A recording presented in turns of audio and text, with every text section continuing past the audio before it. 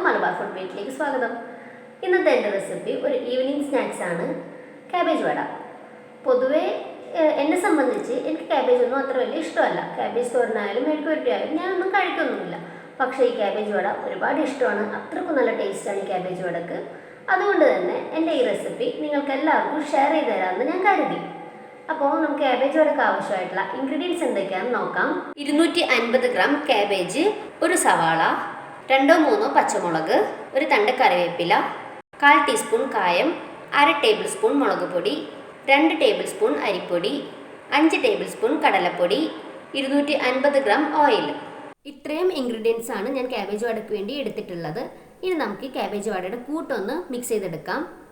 അരിഞ്ഞു വെച്ചിരിക്കുന്ന കാബേജിൽ അരിപ്പൊടിയും കടലപ്പൊടിയും ഒഴികെ ബാക്കിയുള്ള എല്ലാ ചേരുവകളും ആവശ്യത്തിന് ഉപ്പും ചേർത്ത് ഇത് നന്നായിട്ടൊന്ന് കുഴച്ചെടുക്കാം. ഇങ്ങനെ കുഴക്കുമ്പം കാബേജിനകത്തും സവാളക്കകത്തുള്ള വെള്ളമൊക്കെ ഇതിലേക്ക് ഇറങ്ങി വരും. ഞാനിതിൽ അഡീഷണൽ ആയിട്ട് വെള്ളമൊന്നും ചേർക്കുന്നില്ല. ഓൾറെഡി വാട്ടർ കണ്ടൻറ്റ് കൂടുതലുള്ള വെജിറ്റബിൾസ് ആണ് സവാളയും കാബേജും ഒക്കെ.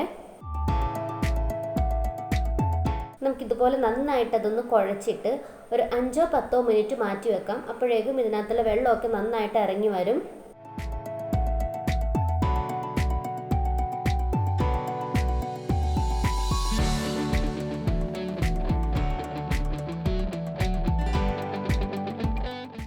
അപ്പോൾ ഇനി ഇതിലേക്ക് എടുത്തു വെച്ചിരിക്കുന്ന അരിപ്പൊടിയും കടലപ്പൊടിയും ചേർത്ത് ഇതൊന്ന് മിക്സ് ചെയ്തെടുക്കാം. ഞാനിവിടെ 5 ടേബിൾ സ്പൂൺ കടലപ്പൊടിക്ക് 2 ടേബിൾ സ്പൂൺ അരിപ്പൊടി എന്ന അളവിലാണ് എടുത്തിട്ടുള്ളത്. അപ്പം ഇങ്ങനെ അരിപ്പൊടി ചേർത്ത് കൊടുക്കുമ്പോൾ ഞങ്ങൾ കാബേജ് വടക്ക് നല്ലൊരു ക്രിസ്പിനെസ് കിട്ടും.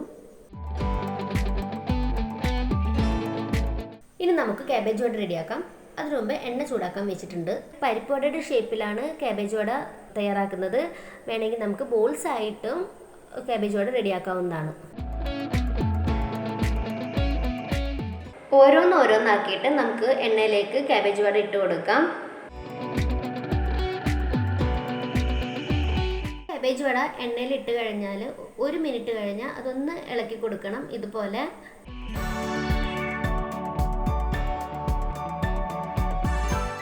കാബേജ് വടയുടെ ഒരു സൈഡ് ഇപ്പം ഗോൾഡൻ ബ്രൗൺ കളർ ആയിട്ടുണ്ട്. ഇനി നമുക്കിതൊന്ന് മറിച്ചിട്ട് കൊടുക്കാം. മറിച്ചിട്ട് സൈഡും ഗോൾഡൻ ബ്രൗൺ ആകുന്നത് വരെ ഒന്ന് ഫ്രൈ ചെയ്യാം. അങ്ങനെ നമ്മുടെ കാബേജ് വട ഇവിടെ റെഡി ആയിട്ടുണ്ട്.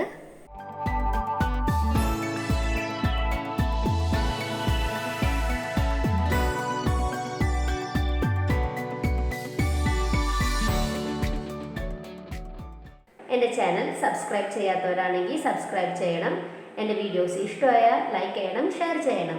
പിന്നെ നിങ്ങളുടെ വിലയേറിയ കമൻറ്റുകൾ എൻ്റെ കമൻറ്റ് ബോക്സിൽ രേഖപ്പെടുത്തണം.